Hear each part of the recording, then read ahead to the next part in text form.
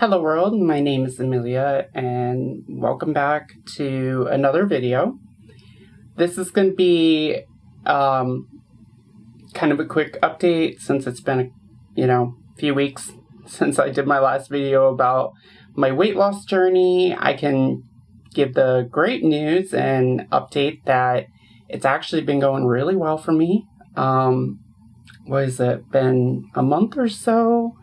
And I have lost 25 pounds. So kind of did the keto thing. It went really fast for me in the beginning.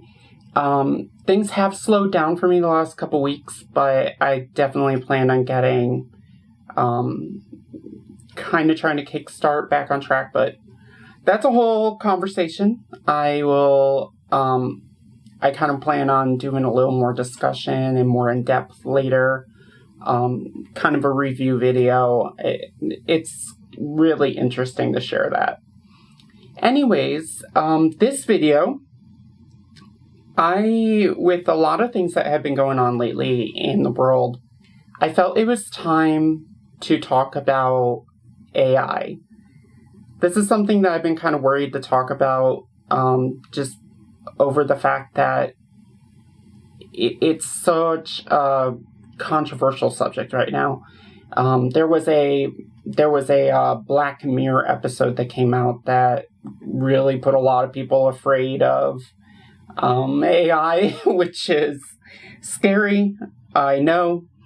But here's the thing: nobody should be worried about AI. I am quite personally confident that AI is not out to get your jobs. AI is not going to infringe on copyright the way people think it is going to. I think it's very easy for people to look at it as, oh, this is just outright blatant copyright violation because it's not being done by a human. It's being performed by a machine. So I think people tend to see it that way. They tend to look at it as, oh, well, it's not a human getting creative inspiration from other works. It's a machine. So clearly it's copyright violation and infringement and all this other silly stuff. So I will start out by saying AI really has an interesting, I remember some of the first conversations about it being a few years ago. I can remember in the latter of the 2010s, there was people talking about how now there was calling centers using AI, and there was all this a little bit of fear around it. And then ChatGPT happened. And oh boy, the AI scene just exploded.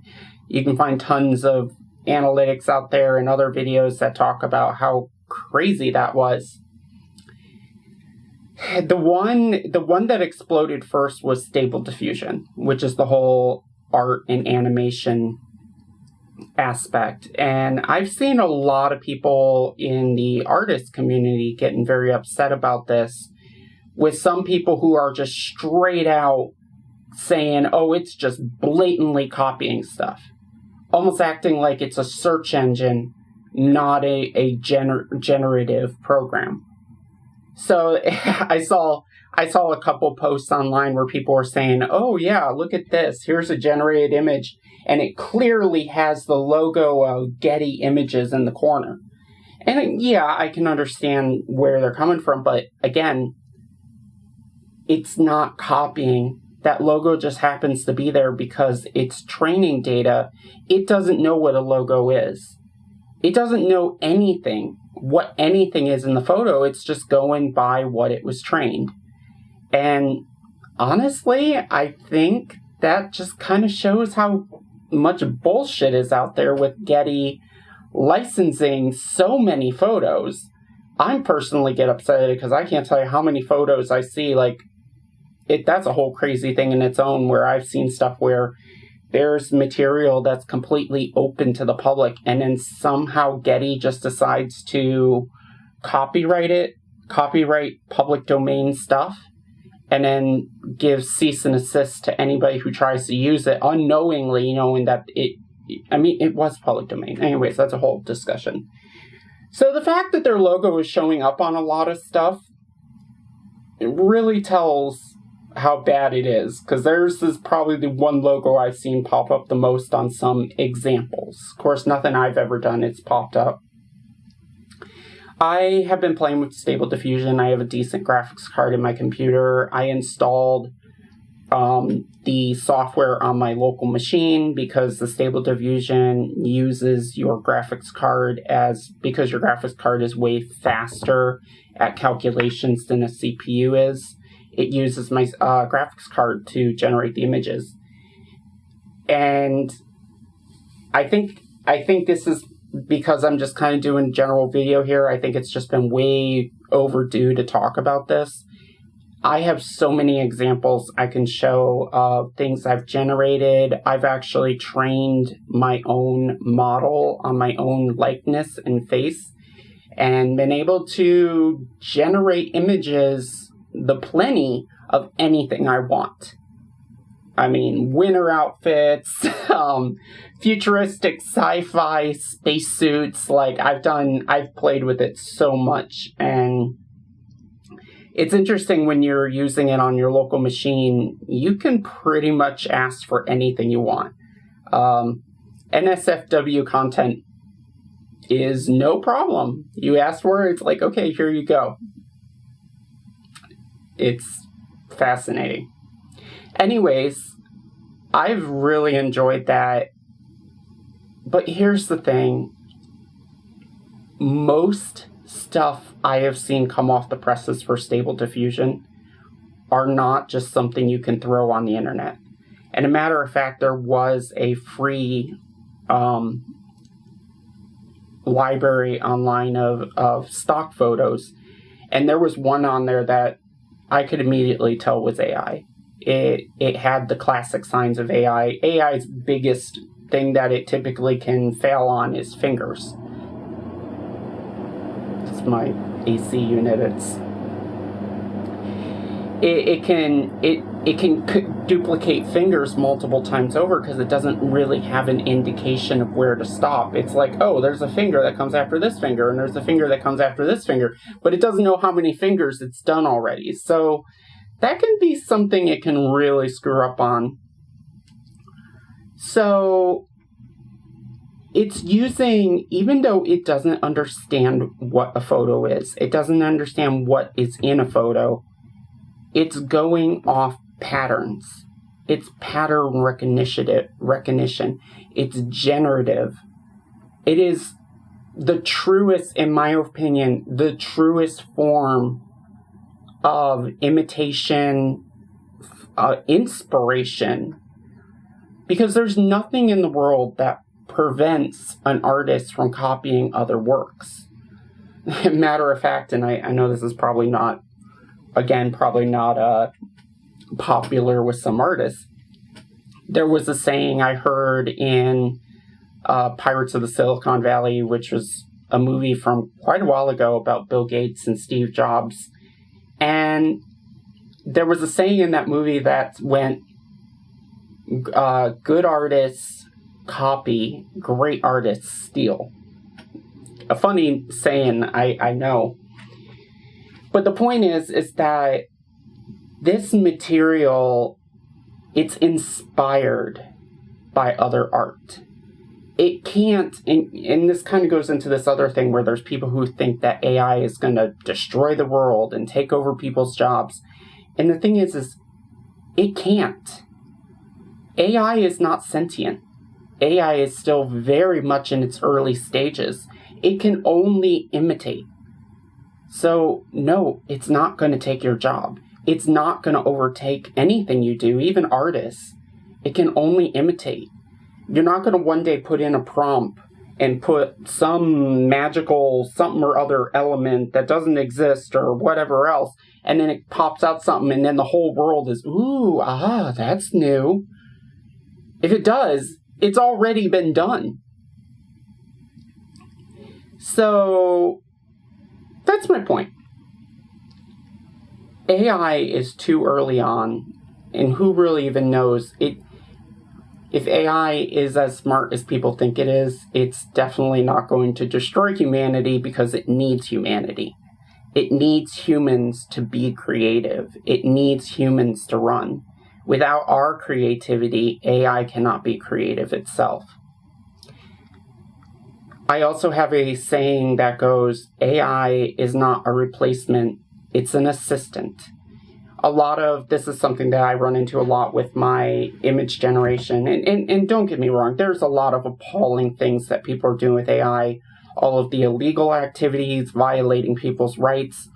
We need to do everything we can to prevent that stuff. I made a post about how terms of service on a lot of these AI websites are so ridiculously strict and don't help.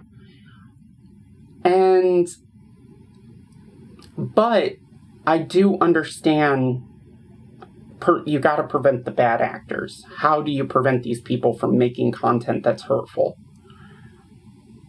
It's hard.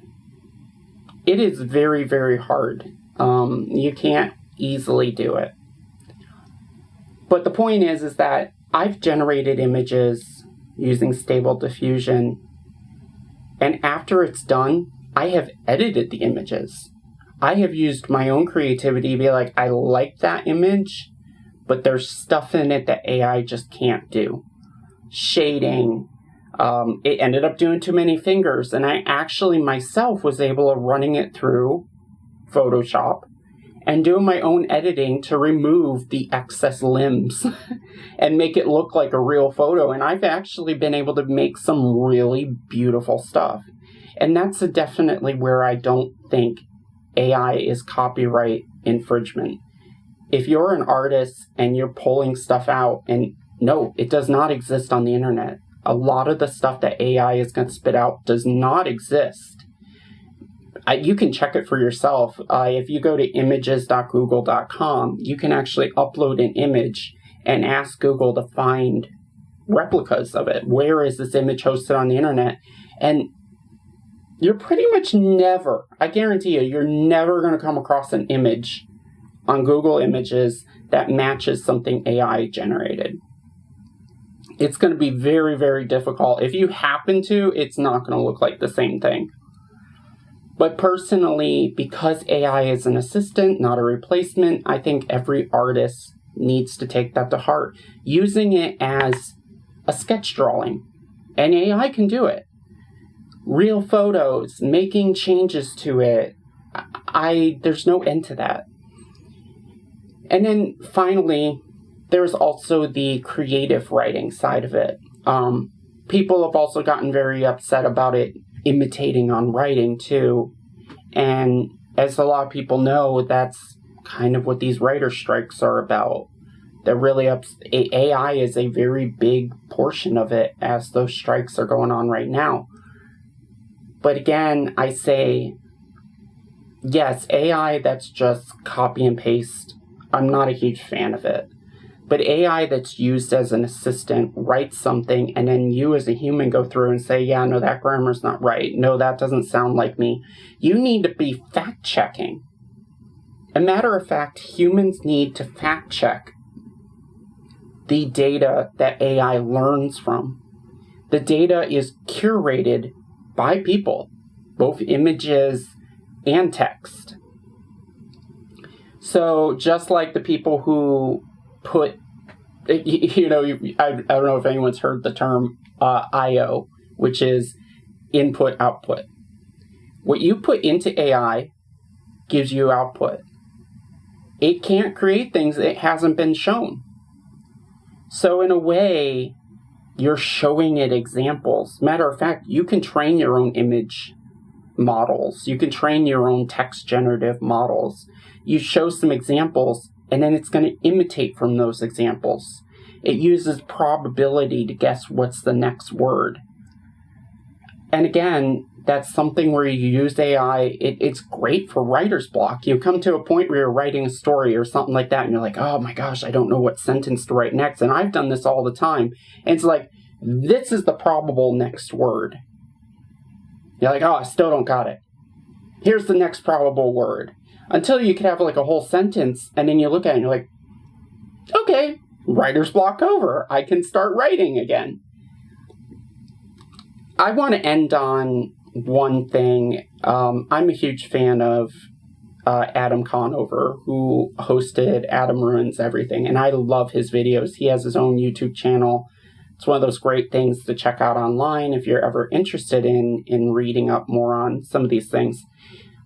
But he did do a video on AI. And out of a lot of content I've seen him put out, this was probably the one where I couldn't wholeheartedly agree with him. And now, don't get it wrong, he is an actor, a Hollywood actor, so obviously he's going to feel very strongly towards the writer strikes. He's a writer himself. But again, I think he's mistaken in a couple areas. And one of the things he said in his video is, he said, well, you can go on ChatGPT and you can ask ChatGPT to write a script that looks like an episode of Adam Ruins Everything. And then he's like, oh, and then it spits out the script that looks very similar to an episode. And then he said, well, I want to get paid for that. I think I should get paid for that. And I'm sorry, that was definitely something I can't agree on. You shouldn't get paid for it. It's called parody. Have we forgotten about parody? I, as a human, could pull up a library of every script ever used on a show, like Adam Ruins Everything, and write my own script, imitating the style, the jokes. Matter of fact, I would probably do a better job with time over something like ChatGPT, because ChatGPT would try to do it, and it's just gonna, I can know with certainty, it's just gonna spit out an episode with gibber, and it's gonna more than likely be wrong. 70% of the content is just gonna be completely wrong. I mean, we already have seen cases where lawyers have used ChatGPT and found out that the cases it came up with were complete fictional. ChatGPT lives in a fictional universe. It doesn't know about humans. It doesn't know about the person writing a prompt. So again, I come down to the fact that ChatGPT imitates. Stable Diffusion imitates. It's not... You could say anybody who's creative and uses inspiration off other materials is also an imitator.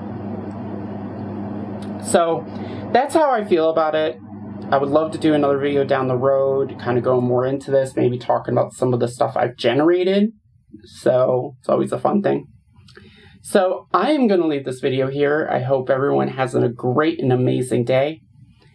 And I will see you in the next video. So, got some updates. It'll be fun. So, bye now.